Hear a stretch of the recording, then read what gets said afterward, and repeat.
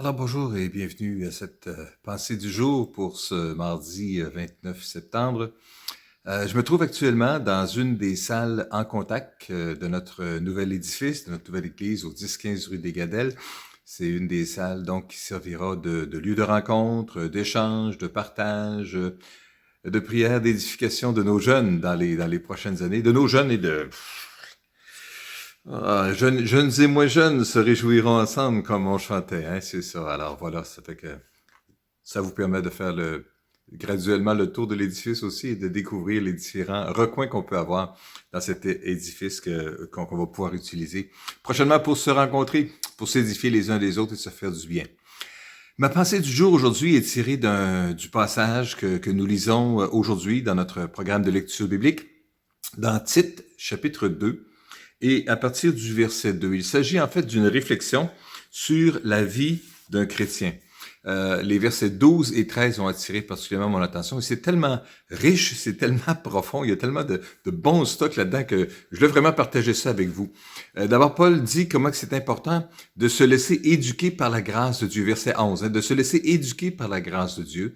Et lorsqu'on se laisse former, instruire par la grâce de Dieu agissant dans notre vie, ben, elle va nous amener à faire certaines choses. Elle nous amène à nous détourner de tout mépris pour Dieu. S'approcher de la grâce de Dieu et se laisser éduquer dans la grâce de Dieu comme enfant de Dieu, ça nous amène à nous détourner de tout mépris de Dieu. On s'entend que dans notre génération, il y a beaucoup de mépris pour Dieu. Il y a beaucoup de mépris pour les choses de Dieu. Il y a beaucoup de mépris pour la religion, pour les croyances en général. L'homme moderne, éduqué, intelligent, n'a pas besoin de Dieu, voyons donc. C'est des choses mystiques, c'est des choses pour les faibles peut-être de ce monde que les gens peuvent imaginer. Mais vous et moi, nous savons que l'homme ne vivra pas de pain seulement, mais de toute parole qui sort de la bouche de Dieu. L'être humain a profondément besoin d'une relation avec Dieu. Et en fait, ce besoin-là est tellement profond que Dieu a suscité ce désir-là dans le cœur d'aspirer pour l'homme, la femme moderne, d'aspirer à vivre une relation personnelle avec Dieu. En tout cas, tout ça pour dire que nous avons une relation personnelle avec Dieu.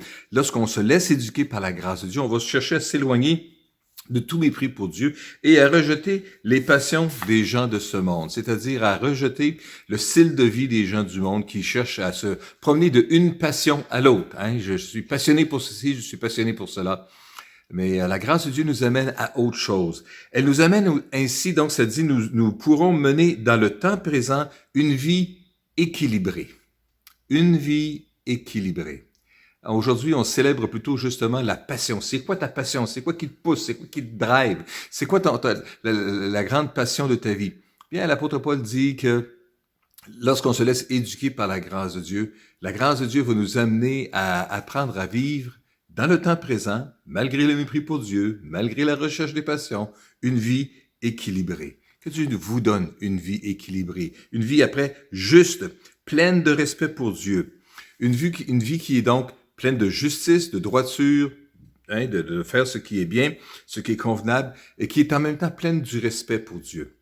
Mais une vie équilibrée, pas une vie qui se met juste. Moi, ma passion, c'est Dieu. Bien, ça, c'est bon, mais en même temps, il faut qu'on reste une personne équilibrée en toutes choses dans la vie.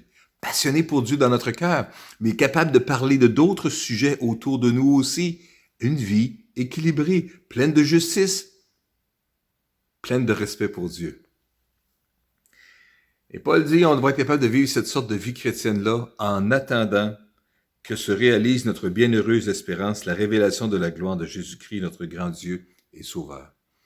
Paul dit qu'on va être capable de vivre une vie équilibrée dans le milieu d'une génération qui ne court que d'une passion à l'autre et qui méprise Dieu.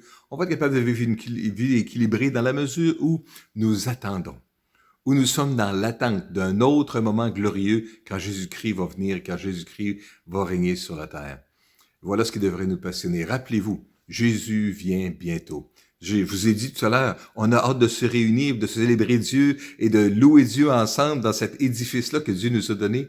Mais savez-vous quoi? Si Jésus choisissait de revenir avant qu'on ait eu le temps de faire l'inauguration, ça serait bien correct. Hein? On célébrera Dieu ensemble au ciel. Amen. On va juste prier ensemble. Seigneur, je veux te prier que tu puisses bénir mes frères et mes sœurs, que tu puisses les inspirer, que tu puisses les entourer de ta grâce aujourd'hui. Et alors qu'on se laisse instruire par ta grâce, qu'on se laisse former, éduquer par ta grâce, apprends-nous à nous appuyer de plus en plus sur toi, Seigneur, et être capable de mener une vie équilibrée, juste, alors qu'on va attendre ton retour glorieux dans ta gloire, Seigneur. Manifeste ta présence dans chacune de nos vies, et nous te donnerons à toi seul la gloire, notre Père, au nom puissant de Jésus.